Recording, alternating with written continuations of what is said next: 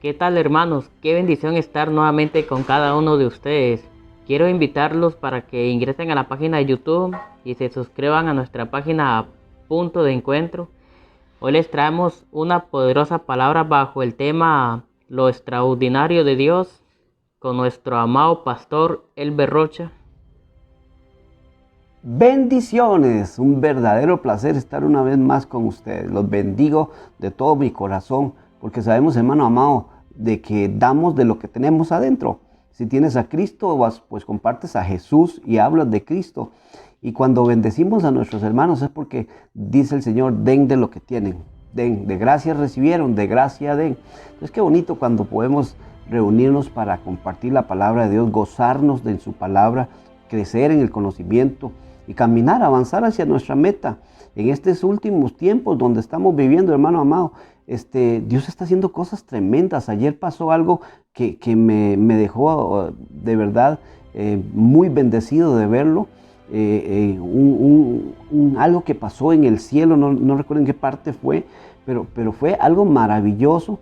Y la Biblia nos dice que Jesús, antes de su venida, pues dice, habrán señales en el cielo. En estos días también tendremos, como dicen los científicos, la estrella de Belén va a aparecer después de 800 años y la veremos esta semana que viene. Lo interesante de esto es que la estrella de Belén guió el camino de los Reyes Magos hasta el pesebre de Jesús. Y qué interesante que estamos esperando la venida de Cristo y va a aparecer la estrella de Belén. ¿Será que viene el Señor y nos van hablando proféticamente de eso? Bueno, no lo sé, pero si algo podemos estar seguros de dos cosas. Uno, te vas a morir, y la otra, Jesús va a venir. Entonces hay que estar listo para las dos.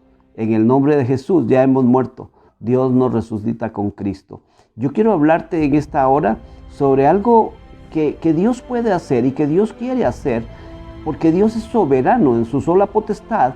Él es el Señor y hace lo que Él quiere, con el que Él quiera, y escoge a quien Él quiere. En el Antiguo Testamento encontramos al pueblo de Israel en medio de esos procesos que pasaron con los cuatro imperios que los golpearon, que tuvieron influencia sobre ellos, y encontramos al rey Medo Persa llegando a Babilonia, tomando Babilonia, una ciudad inexpugnable, grandísima, gigantesca, bellísima, donde estaba una de las 7 maravillas del mundo de aquel tiempo.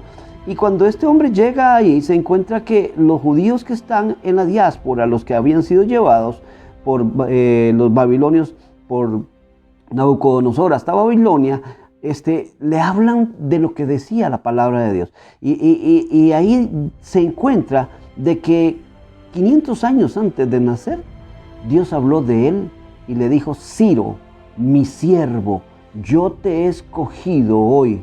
Y Ciro, impactado de ver, imagínate, no ha nacido ni siquiera su tatarabuelo, y ya Dios lo había visto en el tiempo, en el futuro, y lo había escogido como su siervo, y tanto así que el mismo Dios dice, aunque no me conociste, qué tremendo. Ahí encontramos, hermano amado, de que Dios es un Dios de propósitos, que escoge a quien Él quiere para hacer sus propósitos, y que incluso el mismo inframundo se sujeta a su voz.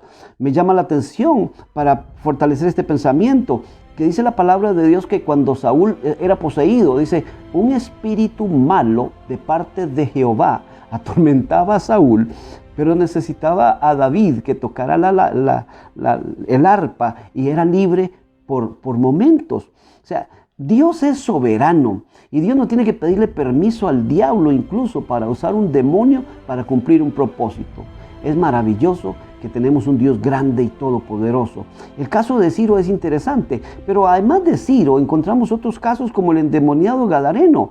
Dios escogió a este hombre para que impactara 10 ciudades que eran las que habían alrededor de Gadara.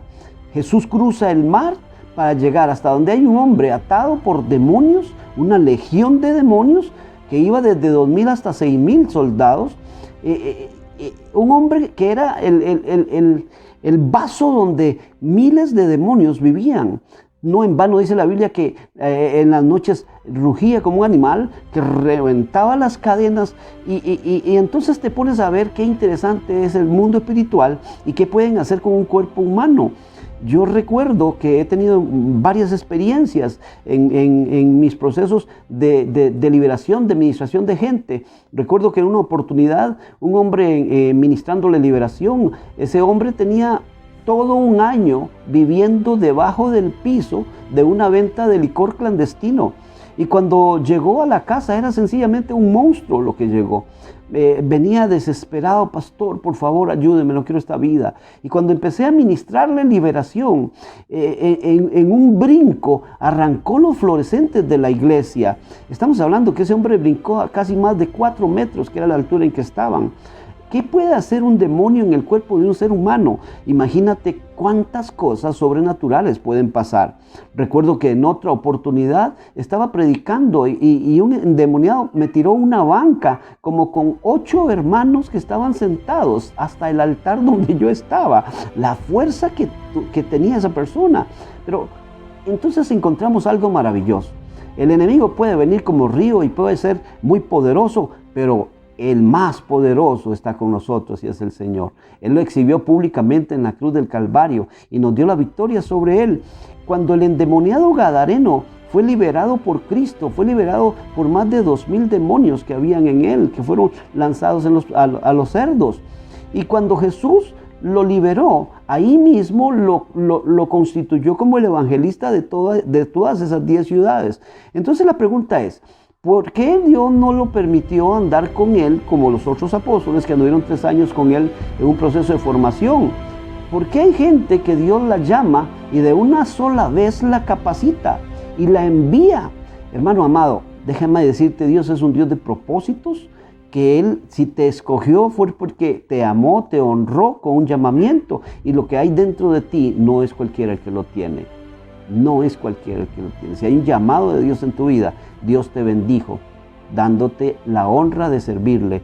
No hay mejor trabajo que el trabajar para el Señor. Tengo 43 años de servirle a mi Señor y puedo decirte que es el mejor jefe y es el Señor todopoderoso. No he visto una sola batalla que mi Señor no gane. Entonces te encontrás de que en esas personas que Dios escoge en el tiempo con propósitos, tienen casi todos tienen una característica interesante. Ciro era un derramador de sangre. Ciro era un adorador de dioses ajenos. Ciro era politeísta. El endemoniado gadareno era una persona común y silvestre de una ciudad, poseída por un montón de demonios, pero que comparado con Ciro, estaba en la misma situación. Yo puedo pensar en ese endemoniado gadareno pensando en las noches desde los sepulcros donde lo llevaban los demonios, que lo que es inmundicia siempre va a buscar lo mismo. Viendo hacia el mar y invocando a Dios, diciendo: tal vez ten misericordia de mí. Y Cristo desde el otro lado del mar de Galilea, en su omnisciencia está viéndolo, en su omnipresencia lo está viendo, en su omnisciencia lo está escuchando y lo está amando, porque el Señor ama al más vil pecador y a la persona más atada. Tú puedes haber pasado lo que haya pasado con tu vida, puedes haber sufrido lo que hayas sufrido, puedes haber hecho lo que hayas hecho, pero si vienes a Jesús, el Señor te transforma, te pone nuevamente en el camino y te da otra vez las túnicas como se las dio a Pedro. Pedro es un caso claro y clásico de cuando un creyente se aparta del Señor y queda atrapado. Dice la palabra que después de que Cristo murió, los discípulos se fueron a pescar. Y Pedro le dice a los demás: yo me voy a pescar. Y la influencia de liderazgo que tenía sobre los demás arrastró a todos los discípulos y se fueron todos a pescar. Es donde vemos a Jesús viniendo a restaurarlo y viniendo a recoger lo que es de él hasta la playa. Entonces, hermano amado, hay algo maravilloso en esto. Hay un Señor que tiene planes y hay un Dios que ama y tiene propósitos para los que Él ha escogido para hacer. Entonces encontramos más adelante otro caso como este caso del apóstol Pablo. Dice la Biblia que Pablo perseguía a los creyentes para matarlos. Pero en uno de sus viajes, dice, mataba ancianos, niños. Él tenía permisos de los religiosos del tiempo para ir a los pueblos y arrastrar a la gente y matarla por la causa de Cristo. Pero mientras iba de camino, dice la palabra de Dios, que el Señor le habló desde el cielo: y Saulo, ¿por qué me persigues? Y Saulo, impactado, dice que la luz fue más fuerte que la del sol al mediodía. Le dice: Señor, ¿quién eres? Y Jesús le dice: yo soy Jesús a quien tú persigues. Y le dice algo tremendo: dura cosa es dar golpes contra un aguijón. O sea, si te metes conmigo es como si le metieras golpes a un aguijón. Quien va a sufrir eres tú. Pero ahí hay algo maravilloso. Ese asesino que era Pablo, ese hombre lleno de rencor, de todo lo que produce el fanatismo religioso en una persona.